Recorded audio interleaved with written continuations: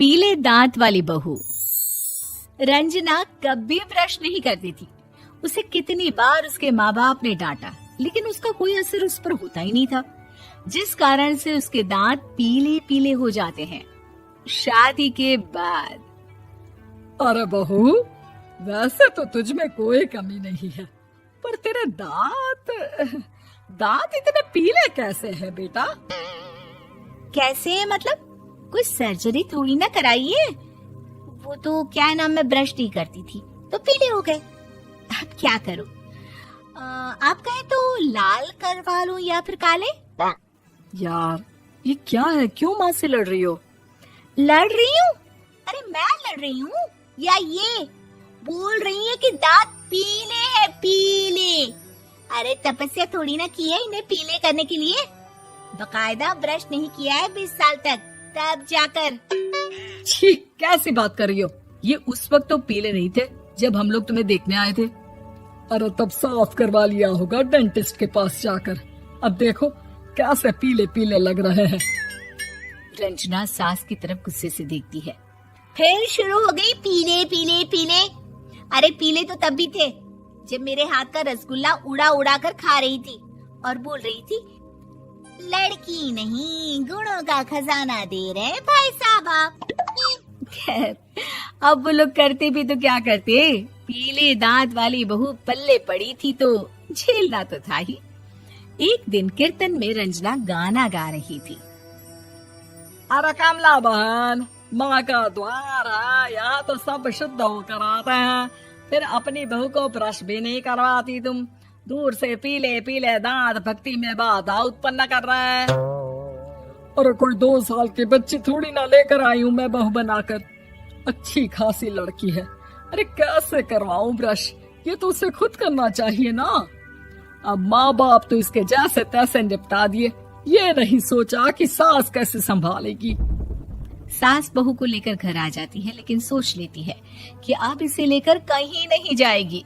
अगले रोज बहू कहती है, अरे क्या हो गया, मंदिर नहीं जाना क्या? कीर्तन का वक्त हो रहा है। मेरी मधुर वाणी से कान्हा जी जागते हैं और सोते हैं। आप तो जानती है ना उनकी भक्ति में कितना मन लगता है मेरा। वो क्या है ना, तबीयत ठीक नहीं लग रही है मेरी, आराम करूंगी मैं। तबीयत ठीक नहीं लग रही? अभी तो मिथुन के गाने पर नाच रही थी आप, और अब बोल रही है कि तबीयत ठीक नहीं लग रही। अरे भक्ति में मन लगा लो सासू माँ, ऊपर जाना है, क्या मुंह दिखाओगी आप? हाँ? सास को बहू की बात पर गुस्सा आ जाता है। मैं क्या मुंह दिखाऊंगी, इसकी चिंता तो ना कर, समझी?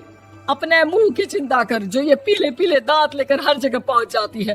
पता है लोग कितना मजाक बनाते हैं। ना जी ना, मैं नहीं जाना कहीं तेरे साथ। तो ये बात है। कोई ना, मत जाओ, मैं अपने कमरे में ही बैठकर भक्ति कर लूंगी। ऊपर वाला दांत थोड़ी ना देखता है, मन देखता है, भावना देखता है। और अरे बस बस, तू सब कुछ दिखा, बस ये सफेद चमकदार दांत ना दिखाना किसी को, है? जा यहाँ से। बहू को सास की बात का कोई फर्क नहीं पड़ता, वो तो जैसी थी वैसी ही रह जाती है। सुबह नहाकर किचन में खाना बनाना, फिर खाना खाना, कीर्तन भजन करना और सो जाना। एक दिन, माँ जी मैं सहेली के घर जा रही हूँ, शाम को लेट आऊंगी। हाँ हाँ तो जाना, मैंने कौन सा तेरी आरती करनी है घर पर बैठकर। रंजना सहेली के घर जाती है, जहाँ वो पार्टी में जाने की तैयारी कर रही होती है। अरे शिखा, कहाँ जाने की तैयारी कर रही है? मैं गलत वक्त पर आ गई क्या? अरे नहीं यार, उल्टा सही वक्त पर आई है। मैंने ये साड़ी और ज्वेलरी निकाली है यार, शाम को इनके ऑफिस की एक पार्टी में जाना है। बताना कैसा लग रहा है ये सब? नहीं यार, इस ड्रेस के साथ तो वो वाली ज्वेलरी अच्छी लगेगी। हाँ हाँ सही बोल रही है, मैंने ध्यान ही नहीं दिया। वैसे तो हमेशा से मस्त फैशन सेंस रखती है। तो बड़ा जाती होगी ना पति के साथ पार्टी में। रंजना कुछ नहीं बोलती, बस सोचती है कि यार काश ये बात सही हो जाती, पर मैं क्यों नहीं जाती पार्टी में? क्या इन लोगों की कोई पार्टी होती नहीं होगी? रंजना घर आती है और रात में पति से सवाल करती है, एक बात बताइए, आप मुझे किसी पार्टी में क्यों नहीं ले जाते? क्या आपके यहाँ ऑफिस में पार्टी नहीं होती? पति बेचारा क्या कहता कि दांत पीले हैं तुम्हारे इसलिए। अरे कोई पार्टी होती नहीं हम लोगों के ऑफिस में, तो कहाँ से लेकर जाऊं? और मार्केट, मॉल, कहीं वीकेंड घूमना, कहीं तो। अरे यार, सारे हफ्ते में एक छुट्टी मिलती है, तो सोचता हूँ कि आराम ही कर लूं। क्यों? रंजना मन मार के रह जाती है। पहले कभी सास के साथ मंदिर जाया करती थी, लेकिन वो भी सास ने ले जाना बंद कर दिया। घर बैठी बैठी रंजना बोर हो जाती है। तभी उसे आइडिया आता है और वो मायके जाने का सोचती है। सासू माँ, 2 दिनों के लिए मम्मी के घर जा रही हूँ। अच्छा ठीक है, आराम से जा।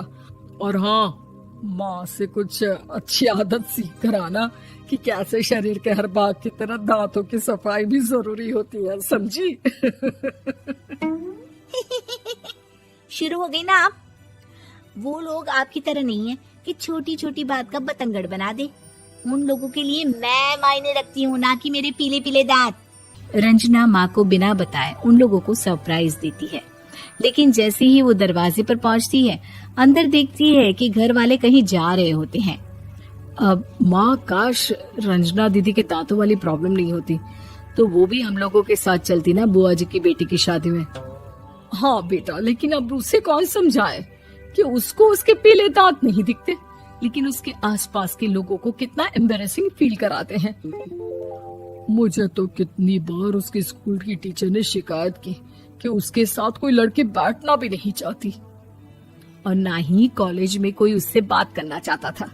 लेकिन पता नहीं क्यों उसे ये बात समझ में ही नहीं आती। कोई कमी नहीं है उस लड़की में, बस यही कि दांत पीले हैं। वो तो भला हो जीजाजी और उनकी माँ का, जो दीदी को जैसी है वैसे ही रखा हुआ है। रंजना को अपने घर वालों की बात सुनकर बहुत दुख होता है। वो सोचती है कि वो क्या करे, लेकिन फिर वो सीधा डेंटिस्ट के पास जाती है, अपने दांत चमकाती है और कसम खाती है कि वो रोज ब्रश करेगी। अरे क्या हो गया?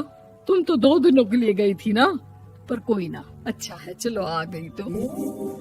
रंजना सास के सामने आकर खड़ी हो जाती है और पूरी स्माइल करती है, उसके चमकदार दांतों को दिखाती हुई। चले मंदिर। माँ, मुझे माफ कर दीजिए, मैंने आप लोगों को बहुत एम्बैरेसिंग फील करवाया। मैं आज से रोज ब्रश करूंगी।